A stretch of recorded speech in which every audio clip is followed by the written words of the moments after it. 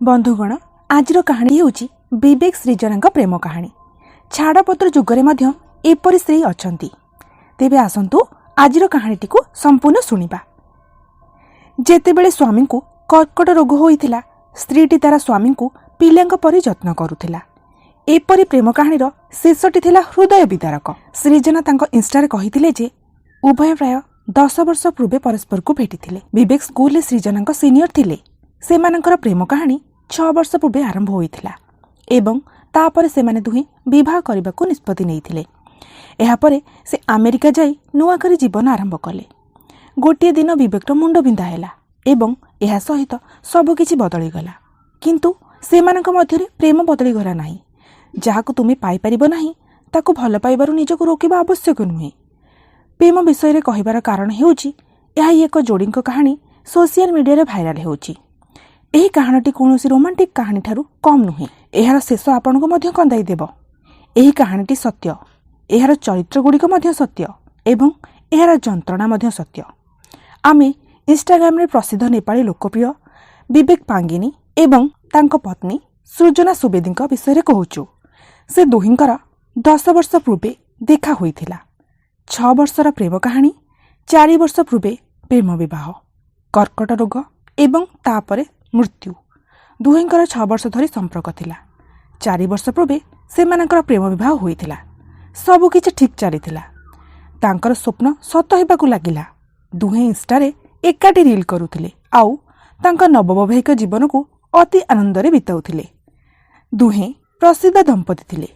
सब किछि संपूर्ण थिला, किंतु प्रेम सत्य होइथिबारु असुविधा मध्य कम नथिला। विवेक पांगिनी आउ एही दुनिया रे नाहंती। तांकर मस्तिष्क कर्कट रोग जोगु मृत्यु होइछि। कर्कट रोग पूर्वरु एवं परे तांकर फोटो सोशल मीडिया रे भाइराल हेउछि, जाहाकू देखि जे कोनोसी व्यक्तिक आखिरे लुह भरि आसे। विवेक कर्कट रोग जानिबा परे एवं तांको मृत्यु पर्यंत तांको स्त्री तांको छाड़ी नथिले। से पिला परि तांकर जत्न नेउथिले। से तांको सेबारे जणे जोगिनी परि जीवन यापन करुथिले।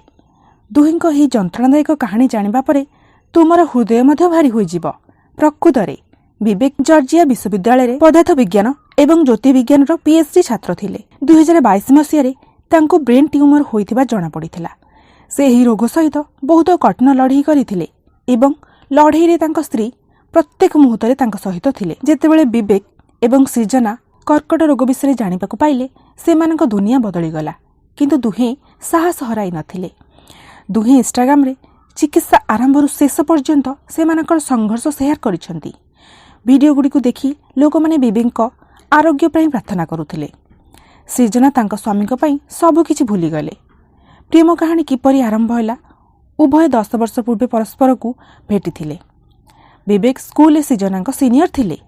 सेमानकर प्रेम कहानी 6 वर्ष पूर्वे आरंभ होइथिला एवं तापरे सेमाने दुहे विवाह करबाकू निष्पत्ति नेइथिले। एहा परे से अमेरिका जाई नुआ करी जीवन आरंभ कले।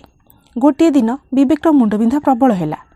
तापरे तांकू चलिबारे असुविधा हेबाकू लागिला।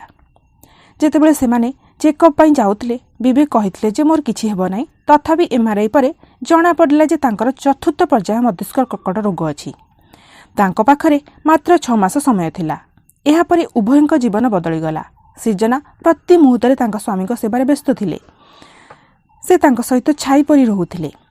6 मास मध्यरे सब किछि शेष होई गला, किंतु प्रेम नुहे। सृजना तांको स्वामीको केमोथेरापी समय रे तांको स्वाभाविक अनुभव करबा पई तांको केस मध्य काटी देइथिले। से जानिथिले जे तांको स्वामीଙ୍କର आउ मात्र 6 मास बंचिबार अछि। से तांको स्वामी को शेष निश्वास पर्यंत भल पाउथिले, तांकर जत्न नेइथिले एवं तांको बंचाइबा पई यथा संभव चेष्टा करिथिले। किंतु भाग्य को किए रोकी पारिबो? सृजना प्रत्येक मुहूर्त रे विवेकଙ୍କୁ समर्थन करिथिले, किंतु तांको बंचाई पाइले नाही।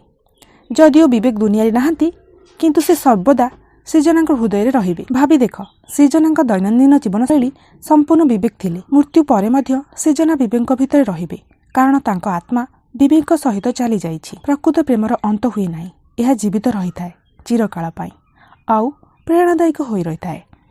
विवेक एवं सृजनाଙ୍କ कहानी आमको यह शिक्षा देउछि जे तुमर प्रेम तुम पाखे केते दिन अछि ताहा नुहे, बरं तुमे केते गभीर भाବରେ ଯତ୍ନ ନେଉଛ। ପ୍ରକୃତ ପ୍ରେମ ଶେଷ ହୁଏ ନାହିଁ। ଏହା ଏକ ଐତିହ୍ୟ ହୋଇଥାଏ।